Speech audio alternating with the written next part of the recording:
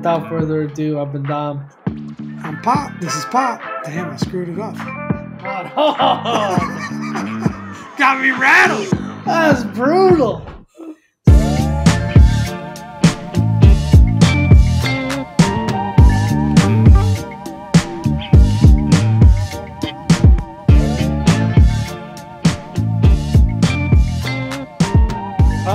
What's going on, man? Son, how you doing?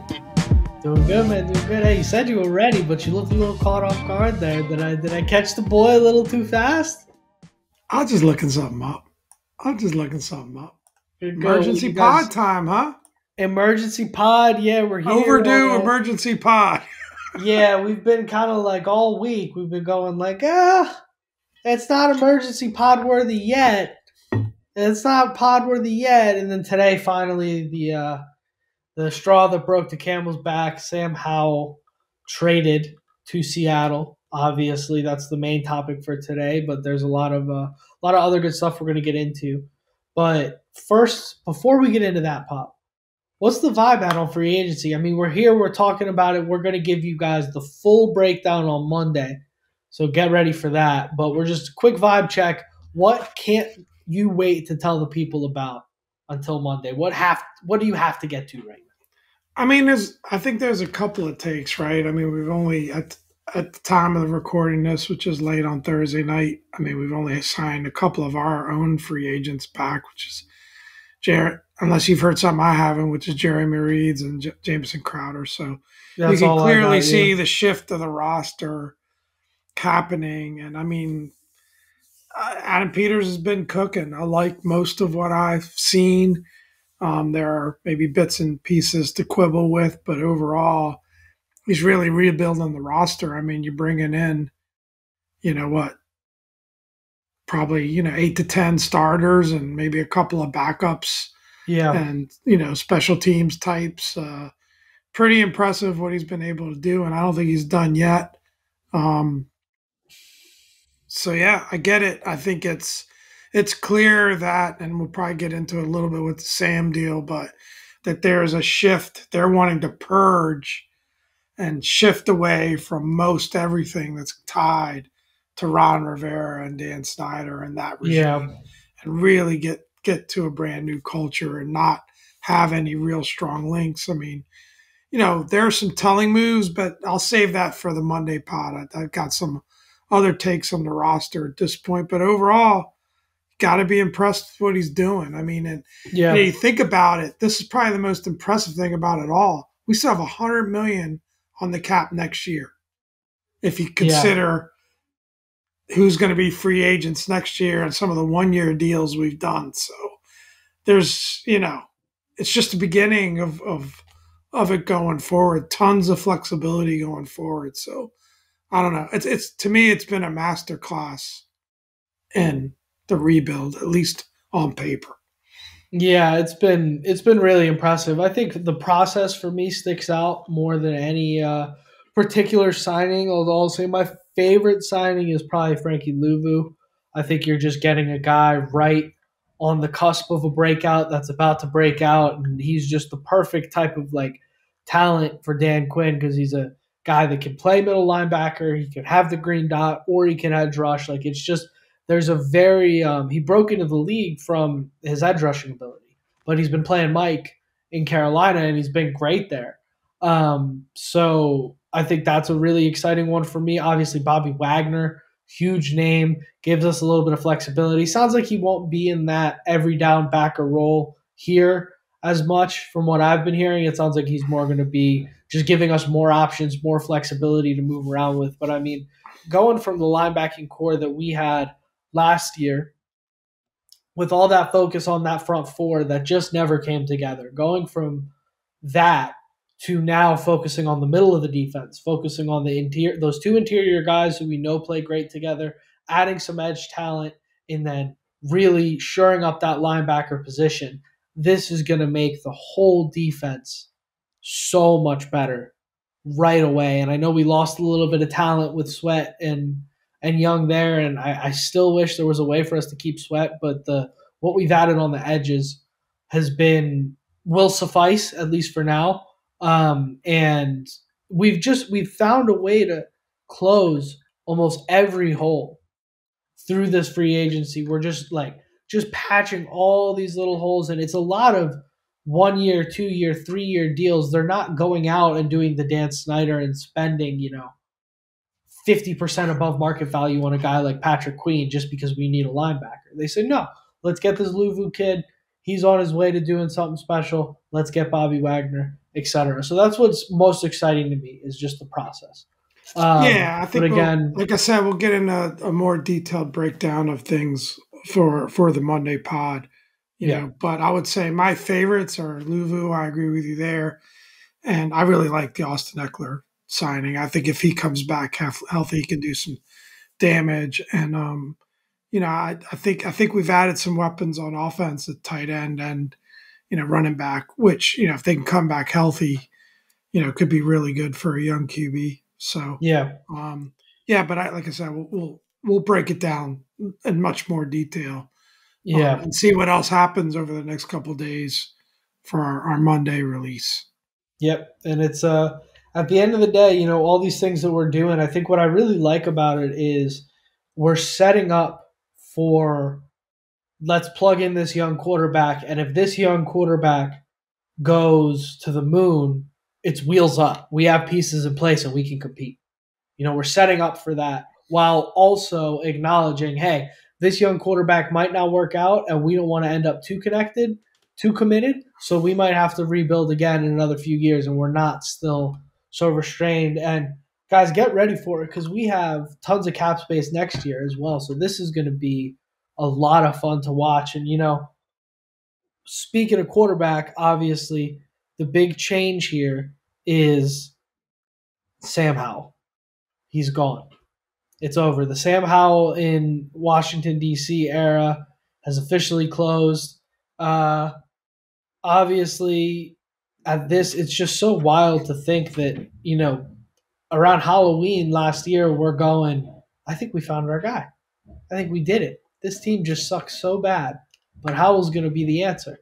And all of a sudden, the worst. I kept coming on here and saying, barring a nuclear meltdown, you know what you've got in the guy, and he's talented and he's our guy, right? And then you got the nuclear meltdown. It couldn't have fallen apart worse. And unfortunately, we have moved on. It's a bunch of pick swaps, but essentially the Seahawks get Howell, a fourth and a sixth, and then we got a third and a fifth back. So we basically just get to move up in the draft and give them Sam Howell. Did they throw in a ham sandwich too? You're not happy with the comp? It's all right.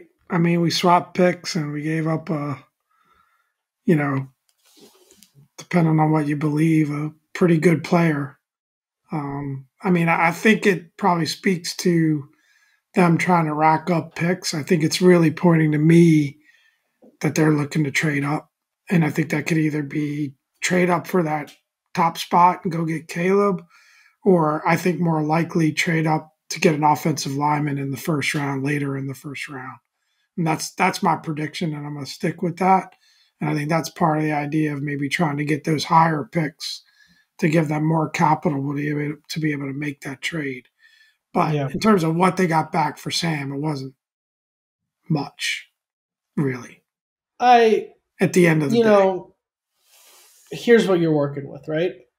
At the end of the day, this is a fifth round draft pick that has yielded us a third and a fifth later. We give up a fourth and a sixth, but we move up one round for each of those two picks. You're moving up like And anywhere from 20 to 30 picks in each round. It's not huge. it's significant when you factor in the value that those picks are comparatively if they're packaged in some form of a trade to something of that effect. A third rounder is much bigger than a fourth rounder in terms of the trade value down the line. So I I agree mean, you're with you. going from the 78th pick, from the 102nd pick to the 78th pick, and then the 179th to the 152nd. So, like I said, it's like 20 to 30 spots ish. It's okay. Can make a difference. It can Can make a make a big difference, difference. but I'm not even sure that's fifth round pick value. I have no idea. I don't know what the translation is. It's You're disappointed. You're a big Howell guy. You're sad to see well, him I mean, go, and I understand why. we haven't gotten to our reaction yet. So when we get there, I'll explain how I feel. I feel like you tipped your hand a little bit with the ham sandwich comment. Why don't you give the reaction, Pop? I mean, I think this is a move to me that's not about. I mean, I don't know. We don't know. Like honestly, what they're thinking, right? They're going to say they like Sam and his value, but who knows? I mean, I think look, everything is even more strongly at this point than it was at any time before after these moves. You're certainly not going to want to start Marcus Mariota, right? Which I Yeah, don't even know if we've mentioned that they picked up Marcus Mariota, but we're certainly not going to want to start him. So things are moving stronger and stronger towards picking a quarterback with either the second or the first pick, as you said before. And I think for me, this is as much about wanting to do that purge, right? Not wanting to have a situation where the fan base, the press, those outside forces, maybe even the locker room is making noise about Sam, you know, yeah, and really going all in with whoever this pick is. yeah, Um, so yeah, it's fine. I get it. I'm okay with it. I like Sam a lot as a player. I'll be rooting for him out in Seattle. I think it's a great situation for him. Gino didn't have a great year last year, and who knows if he goes in and balls, maybe he can push for that starting job. I've heard some analysts mention that, or at least I think be in a stronger position as a backup than he would have been here as a third stringer once we brought Marcus in, right? yeah. So yeah, I mean, we could talk about Marcus Mariota in a minute, but what's your reaction to it? I'm fine with it. I'm pretty indifferent. I mean, there's the like emotional fan side of me that I put so much stock into rooting for Sam last year that I'm sad that he's not wearing our colors anymore. Because I still like there's still that like 5% of my thinking in my brain that's like, maybe it'll work out and he'll be a stud and we'll get exactly what we wanted from the beginning. But once you let go of that, for me, like I'm fine with getting him out of the building. I just I didn't see the positive side, and we talked a little bit about it in some previous pods, but I just didn't see the amount of upside to keeping him in the building that you did, and I know some of the fan base did. And it's not about him playing or him becoming a good player. My philosophy has just been if you're going to get a guy and draft him number 2 overall, you want to give him the best chance to succeed, which, in my opinion, is you get a seasoned veteran backup that's good in the locker room, a guy like Jacoby Brissett, a guy like Marcus Mariota, a guy that's been around the league for a long time. You get him to back up and to mentor this young quarterback. I don't think Howell is at that point in his career yet. I mean, Howell's the same age as Jaden Daniels. I think it does. I think it does more.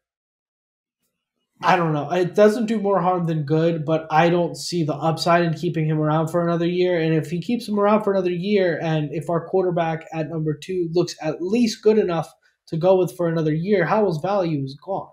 He has no value after a year of sitting on the bench, and then he's gone. So I don't. I like getting what you can get for him, moving on, because it's a sign that we're all in on this guy. And I personally think the whole like being in love with the backup quarterback joke that we have about Washington, I think it's super toxic, and it's contributed to. I've been a part of it with the Heineke thing, but it's contributed to how hard it's been for us to find a quarterback, and I think that needs to end with the Snyder era, with that whole thing. And I'm ready for the culture moving forward to be. I don't want to see Marcus Mariota ever take a snap for this damn team Yeah, but starting. the reality is he likely will. That's the thing.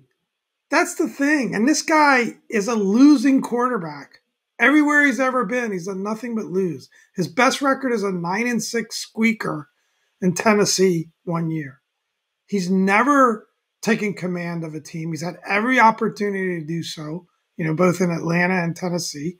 Atlanta went all in with him. Yeah, he was somebody I was interested in free agency. All the guy Yep. does is lose. All he does is lose.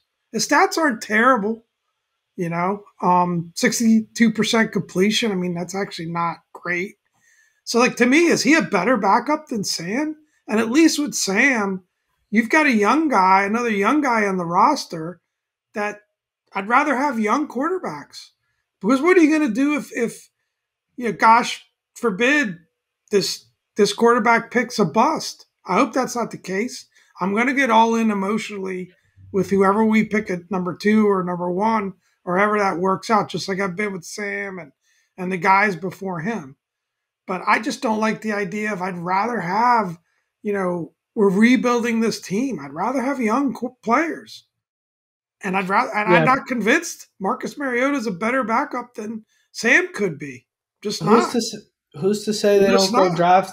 Who's to say So they don't doing go? it just for the culture reasons, if that's the reason they've done it, I think there's three potential reasons to do it. One, you just don't think Sam's a good player. Seahawks obviously feel differently, and that's a pretty good organization, right? 2, you want a veteran quarterback. You just want a veteran quarterback to help mentor the rookie if that's what you believe philosophically. Okay. That's why I don't know. That's why you got assistant coaches, right? I mean, I think that's overrated. And then, the third reason is, which I hope was the least of the reasons, is this whole idea that the fan base, what do you care what the fan base says or anybody says? Run your team. If you don't think the kid should be playing, you don't play him. So, I mean, at the end of the day, once they signed Marcus Mariota, they buried the kid as a third stringer, more than likely, and it's something that had to be done, Yeah. right? But I think that the biggest downer I have on the move is Marcus Mariota. Forget about Sam. Like, if that guy has to play, we're in trouble. I mean, by history, we're in trouble. Yeah. Well, I mean, by history, Sam Nice is guy, good kid, but pop. good skill set. You want to talk about losing? Sam's 5-13 as a It's 1 starter. year, though. Like, it's 1 year that was an absolute disaster. We're talking And more about potential. a lot of It's that fine. disaster I think that's a ridiculous argument. a lot of that If he disaster down the stretch had to do with him. You saw the change when you Brissett want came in what the did game. Marcus Mariota do in his first year? He was 3-9. I know you don't have the stats in front of you. He was 3-9. I'm not saying Marcus Mariota should be our starting quarterback. I'm saying there is more value in bringing in a vet and getting that is the tried and true proven method. Bringing in a vet, sticking him behind a young A vet that's stud, had some and then success in his career. I getting. agree with you. Sorry. Well, what do you want to do? You want to sign Peyton Manning? I mean, like at a certain point, who's available? Who's available? Would you have preferred Gardner Minshew and they I pay would him have $10 million rolled. I would a have year rolled like with he's Sam as getting the paid? backup. I don't That's agree. what I We're would gonna have have done. to agree to disagree That's on it. fine, and I think You guys, let me it's know in the comments it's what an you think. equally valid point on your point. On Yeah, your I spot, just don't. you know, I'm not interested in it. I don't think. I think you could make just as much of an argument for Sam being a starter as for Sam not being a starter at this point. And I just don't have any interest in having to deal with that in the back of my mind while we're trying to determine if Jaden Daniels or Drake May is going to be the future, or Caleb Williams, if we're stocking up picks, is going to be the future of this team. I think in general, what this indicates to me, which I think is a positive thing, is an open-mindedness to nobody is safe, nothing is sacred on this team, nothing from the previous regime we're holding on to. We are assessing every single facet of this organization. We're attacking everything that needs to be attacked because when you have the consistent mediocrity and inability to evaluate that you've had, there's going to be a lot that needs to be solved, and nobody's waiting to solve those I things. look, I Everything's own, being solved now. I think there is a, which I said, maybe I'm contradicting myself a little bit. I think there is a culture approach, which I get. I get the idea that regardless of anything, maybe they just don't want to deal with the whole Howell conversation, either in the building or external to the building. They want to purge themselves of that connection. And Ron was so connected to Sam that maybe it's just, we don't want to deal with that. I can respect that. But from a pure football perspective, I don't get it. That's all I'm saying. Not for Marcus Mariota. Yeah, That's where I'm that's at. If it was a Jacoby Brissett or other guys that I think have come in and performed better and led teams in that ilk a little bit better, maybe even a Ryan Tannehill who's had a lot of winning seasons and a lot of success and could steady the ship. I think I'd feel differently, but we got a guy that's done nothing but lose games. It's the when you're. reality. I'm not. This is an opinion on my part. This is reality, This is a and lot, mostly opinion, but yeah, it's not opinion. He's 34-40 as a starting quarterback. when you're What's shopping for opinion about that? Dad, if a guy has over a 500 record as a quarterback in the NFL, where guys like Josh Dobbs are making starter runs, he's going to start somewhere. When you're shopping for backup quarterbacks, you're getting losers. That's how it works. That's Then like why not? going Why that's not like keep? going to a CarMax in a bad neighborhood and looking for a Mercedes AMG. It's just not what you're shopping Why for. not keep that? Why not keep the young kid there that might have a shot at one increasing it? No one's making an argument. This is where it goes wrong, and you always jump to it. No one's making an argument for Sam being the starter. I don't agree with it being the starter. He should be the backup. He's gone anyway, so let's just move on. But but do I like the two moves together? Maybe I'll warm up to it. Maybe I need to see what they end up doing with these picks, right? Like if they end up, it does turn into a package and they can trade up and get a stud O lineman, then I'm all in. And maybe that's what Peters is cooking up. I'm going to trust in their decision and their reason for doing it, but I don't, just because these guys are new and we're high on them, I don't have to like everything that they do. I'm not saying that. Nobody's saying that. Yeah, It's fair. It's fair. You yeah. don't have to like it. But I mean, Mac Jones just got traded for what, like a sixth rounder, a fifth rounder? Like, and that's a guy that at one point, I mean, that's a guy that had a 10-6 record at one point. Like, it is a different when you start losing as a quarterback and things start to fall apart and you start to look bad, you are shopping for you're shopping for losers when you get backup quarterbacks. I'm But sure Mac Jacoby Jones had Brissett's multiple years to a shot at that for multiple years. And he was a first round pick. First round picks are going to get a longer leash. Look, I'm going to say it for the last time, honestly, because I wish Sam well. I'm going to root for him. I like the kid. I think most of us do. I think most Commanders fans probably feel the same way, right? But to me, I mean, it was a total dysfunctional situation, complete dysfunctional situation, horribly coached from head coach to offensive coordinator, terrible O line play, and for a period of time there, the kid did some special things and he broke. He broke under the pressure of all of that being put on him and being told that he's the savior of the coaching staff, saving their yeah, jobs. It was I too agree. much He's put in for a anyone to bear. terrible So he didn't situation. get a fair shot at this to really end up seeing over a 2-3 year period whether or not he could, you know, be a valuable piece of the team or, or come in and give you a spark every now and again and maybe increase that value. Maybe you don't trade him for a pick swap. You end up trading him for a second or a third. So, like from that perspective, time will tell. We'll see how he does in Seattle. History Yeah, will play this out, but Yeah, at the end of the day, it's time to move on. I I will say this. I'll say this. It's the best I can do because I am. There's probably a little bit of fandom coming in there. I don't like the moves, the package move of Mariota and Sam out. I don't like it. I'm not thrilled with the compensation, although I'll give that a little bit of a wait and see to see what they end up turning those picks into. But I understand it. Yeah. I understand it. I I'll say that. just just for some perspective on the whole Mariota stats thing. I mean, I'm looking at Jacoby Brissett's career stats right now. He's 18-30 as a starter. He's 61% completion percentage. Like, it's just when you're shopping in that tier of quarterback, those are the numbers you That's expect to fair. see.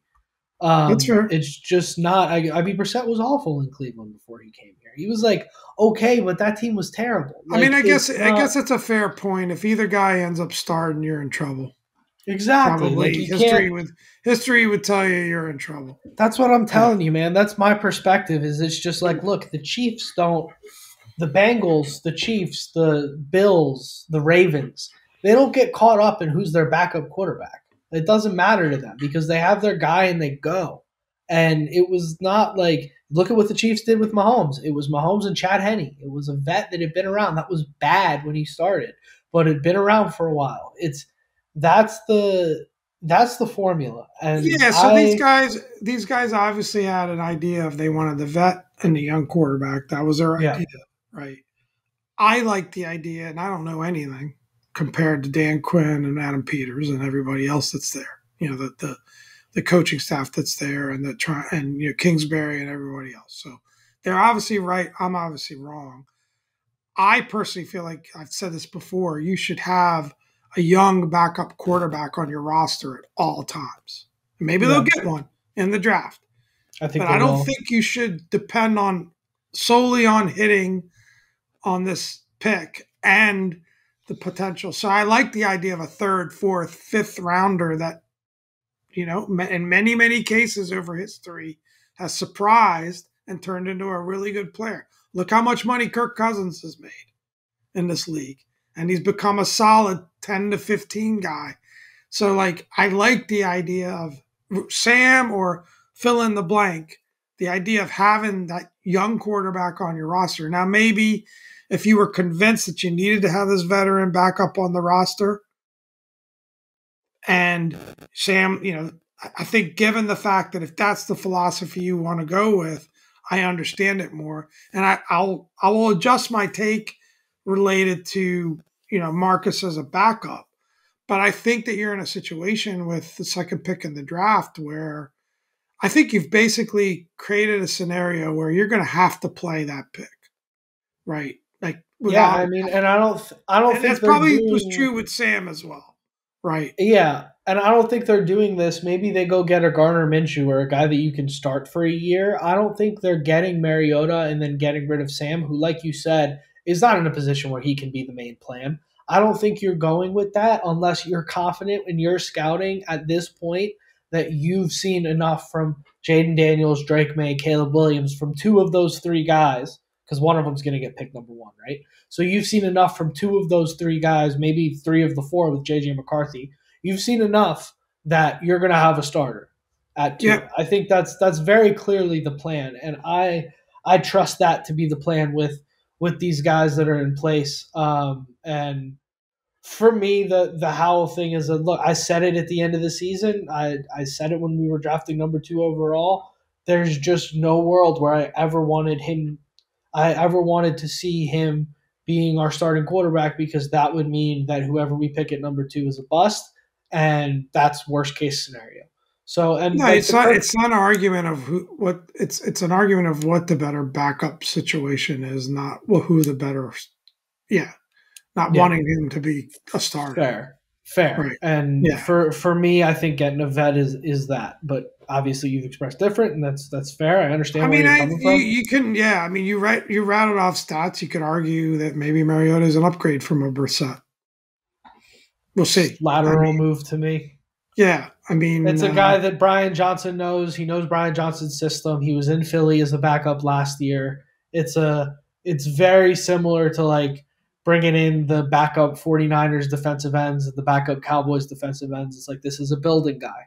I This mean, is I a listened guy to his that, presser. He's a great guy, right? And he's a yeah, great teammate. And yeah, is he one of the top 64 quarterbacks in the league? Probably. without a doubt.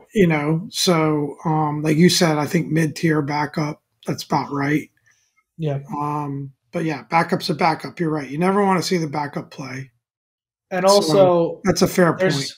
there's something unique, I think, too, about a guy that got picked as high as Mariota got picked, now being the backup for the young guy, and he understands having that spotlight and having that, you're going to be the savior of this franchise. He's been through that. There's something about having that Yeah, he experience said a on the lot of that at the roster. presser. At his I presser. think there's a lot Yeah. of value in that personally, and I think that's what makes it a good fit here. I never want to see Mariota start unless it's preseason week 3 or week 2. I have no interest in seeing Mariota start. Yeah, you're right. When your starting quarterback goes down, you're screwed. Look at what happened in Los Angeles last year with the Chargers. Look I what mean, happened in Los Angeles the year before with the Rams. Like, there are things about each of these three guys that are at the top of the draft that I like a lot, right? And yeah, whoever we end up picking, I can end up getting behind, right? But the reality is that it's a high risk proposition, yep, and that for everyone that's successful, there are two or three that aren't. I mean, that's just yep. the odds. That's just history. So we'll see what happens, right? But the chances of a Mariota getting some time in there, I mean, you're the one thing that you're seeing with this, the amount of moves that we've made is that I don't think it doesn't feel like they're looking for a 3 or 4 year rebuild plan, as Ron Rivera said. They're looking to try to win quick, Yeah. be competitive quickly, and I think they've done a good job of that with the rest of the roster. And we'll talk about what other holes we still need to fill in. So, but you got to get the quarterback right. At the end of the day, that's what it's going to come down to. And we'll see what happens. I mean, at this point, it's time to move forward. Pop will get over it. I'll be all right. Yeah, Pop. You're gonna have to. I'll be might all have to right. try this one out a little bit. It's okay. I'm I sad held too. off getting my number 14 jersey. Thank goodness. Oof, that was close, huh? It was close. Look good there for a while. And I mean, I think that's that's the thing, right? It's just to go from the conversation pretty late in season, right? At least midway through the season, even a little further out, where everybody was saying, you and I were saying, and most of the reporters for the team were saying, we'd be good with Sam being the guy next year to, ship him out of town for, a pick swap and a ham sandwich is, it's kind of an emotional roller coaster to go through as a fan. It is. It definitely is, and it's disappointing. And I think that's some of what you're feeling is just like the final disappointment of like, damn, it's not going to be Sam, because we're all rooting for the kid, and I think for what it's worth, I am very glad he ended. I was just about to say that I'm very glad he ended up where he did, and I think that shows something of this team as well. I think they tried to put him in a good situation. I would think they're going to say that. Who knows if it's the truth? But I think that situation in Seattle is about the best possible situation that he can be in.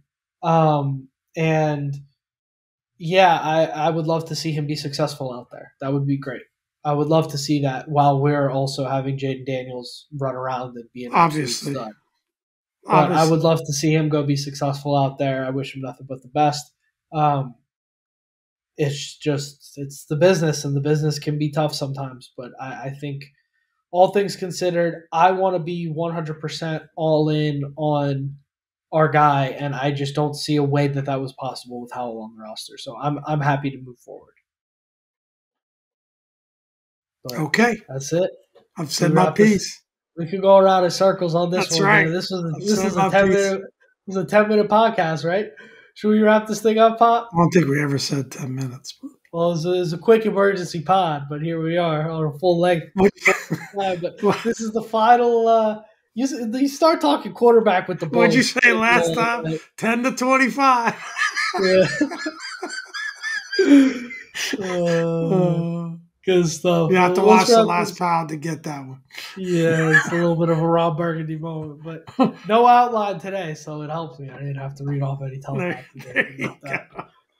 But Just guys, Dominic will read anything off the teleprompter, so yeah, you just be gotta careful. proofread it. But yeah, let's wrap this thing up, guys. We'll be back with you guys on Monday with an in-depth breakdown of all the free agency signings that we've been making, how that impacts the draft, all that good stuff. We'll talk about all that. So if you guys want to hear us talk about, Biadish and who's the Allegretti, the Italian Yeah, left we guard, got we we might got have. an Italian on the roster. I tell you what, if he turns out to be all right, that might be my first offensive Is, line jersey. is Tommy But DeVito's agent his agent too? I hope so. That would make a lot of sense. Anyways, let's wrap this thing up, guys. Without further ado, I've been Dom. I'm Pop. This is Pop. Damn, I screwed it up. Come on. Got me rattled. That's brutal. This is First Sam Howell that time. really got How you many messed up, episodes? man. This is the 145th episode. Wow. Oh, man. Do it again. Now, Do it again. run it back. We're going to keep that. We needed an intro. We got an intro. But oh, man. Without further ado, I've been Dom. This is Pop. Thanks for another great week, guys.